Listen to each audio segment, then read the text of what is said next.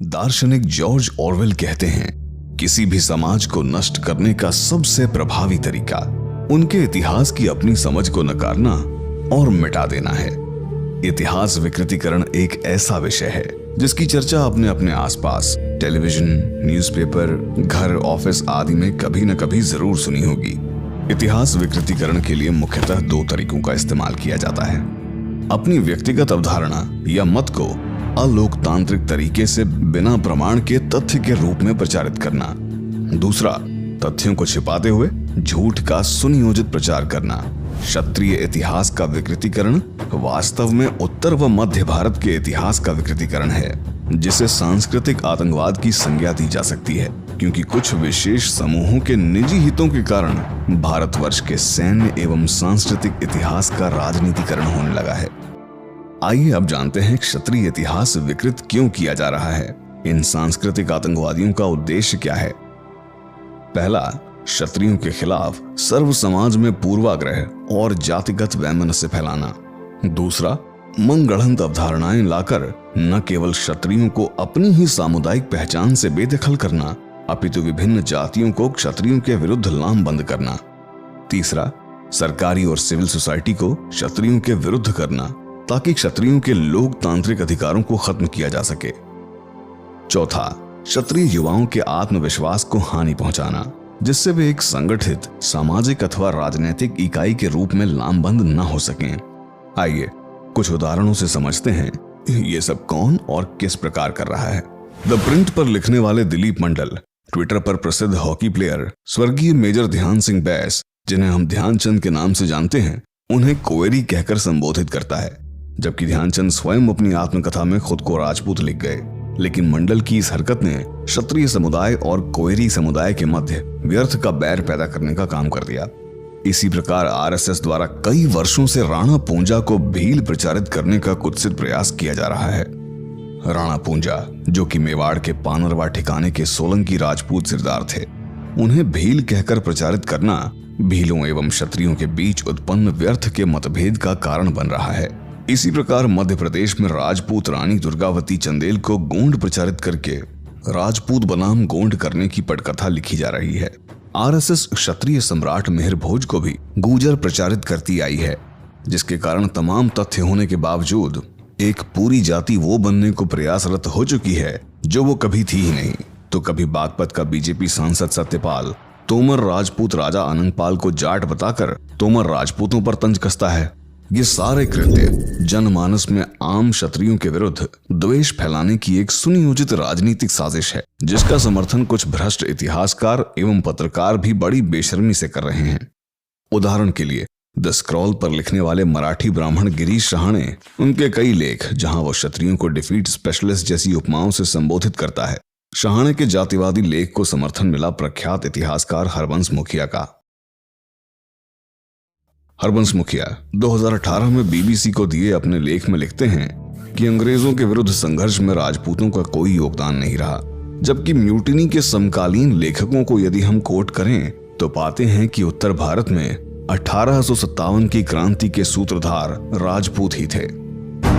1858 में British officer colonel George B Malleson ने अपनी किताब the mutiny of the Bengal army में लिखा, प्रथम दृष्टि में मात्र सैन्य विद्रोह दिखने वाली इस क्रांति ने तेजी से अपना स्वरूप बदल लिया और ये एक राष्ट्रीय विद्रोह बन गया। बिहार के राजपूत गांवों में, यूपी के बनारस, आजमगढ़, गोरखपुर जिलों में, पूरे दोआब में, जिसमें इलाहाबाद, कानपुर, मेरठ और आगरा के संभाग शामिल हैं, रोहिलखंड और अवध के प्रांतों में हमारे शासन को हिला कर रख दिया और हमारे खिलाफ युद्ध की घोषणा कर दी।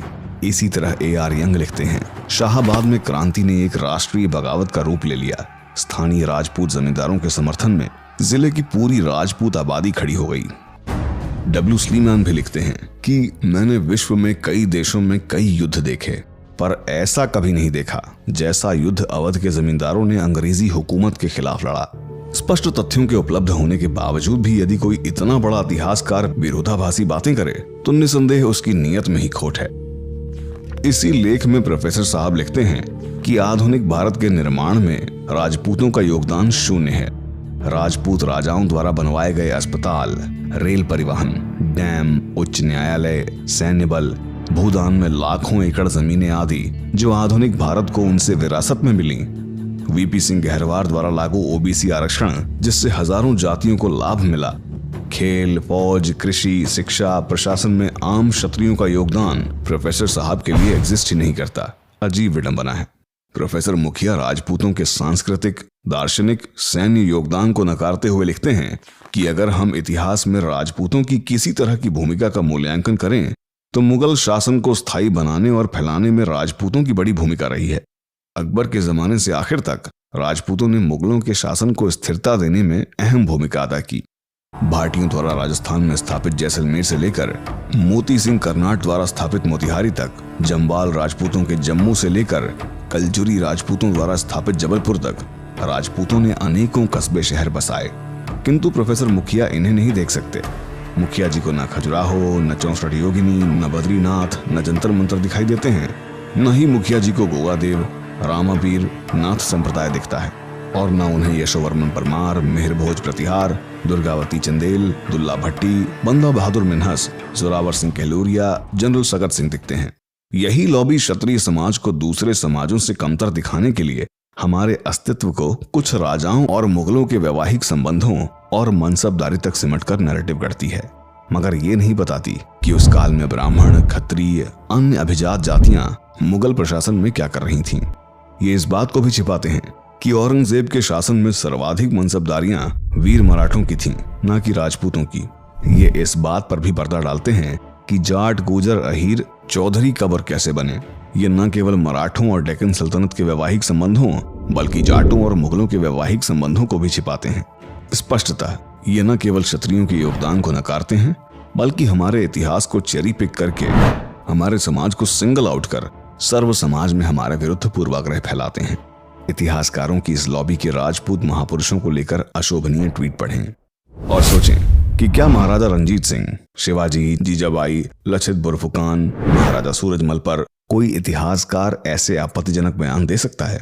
मूल्यांकन कीजिए, क्या ये आम क्षत्रियों को नीचा दिखाने एवं उनका मनोबल तोड़ने का सुनियोजित प्रयत्न नहीं है। आजकल यही वर्ग ये भी दुष्प्रचार करता है कि 12वीं सदी से पूर्व कोई राजपूत जाति नहीं थी और कुतर्क देता है कि राजपूत और क्षत्रिय भिन्न हैं। यही नहीं बल्कि ये राजपूतों को अन्य जातियों का मिश्रण होना भी प्रचारित करते हैं। इतिहासकारों की इसी लॉबी ने आरएसएस और दिलीप मंडल जैसों को भी राजपूत इतिहास को लेकर राजनीति देने का मनोबल दिया है।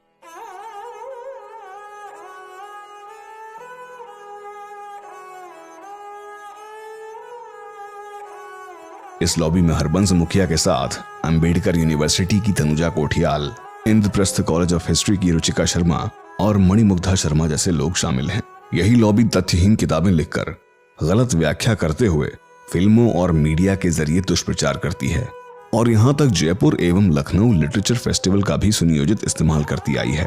इनका मूल उद्देश्य न केवल क्षत्रिय समाज के प्रति सर्व समाज में घृणा पैदा करना है बल्कि अन्य कृषि समाजों को राजपूतीकरण के बहाने भड़काना भी है, ताकि धीरे धीरे न केवल इस लोकतंत्र में क्षत्रिय समुदाय को राजनीतिक और सामाजिक रूप से खत्म कर दिया जाए बल्कि उनके खिलाफ जातीय हिंसा और दंगे भड़काए जाएं।